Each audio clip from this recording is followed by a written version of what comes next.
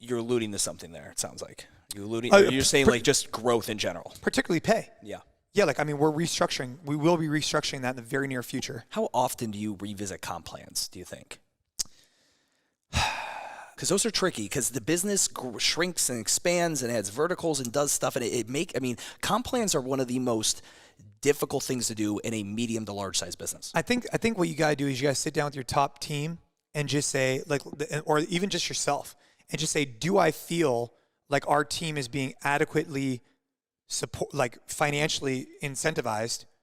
Can the company pay more is the first question. Should it pay more is also a question, right? Like, you might be able to, but maybe you shouldn't, because the workload that person is doing is only drives a certain return for the business. So you have to have an obligation.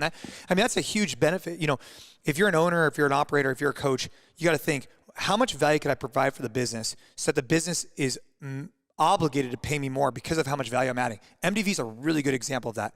MDV comes on as a chief fitness officer, enhances our fitness and coaching. Then he takes on all of our online programming and a bunch of other stuff, adds more value.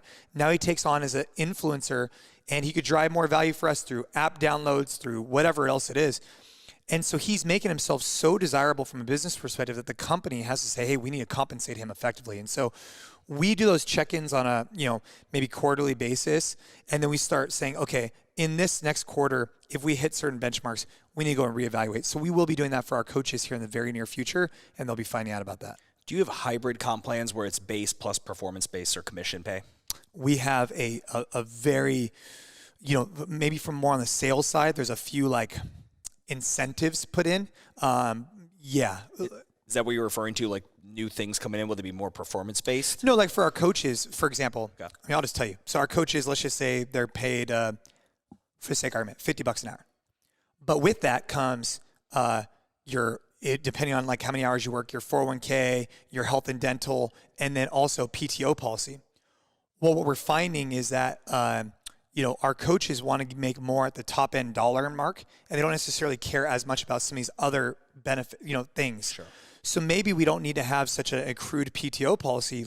But maybe instead, let's try and get them $3, $4, $5 more an hour, and figure out, what do our team actually want? How do they want to be incentivized? Let's focus on that as a business versus what we think they want. So those are some of the changes we're making here in the near future.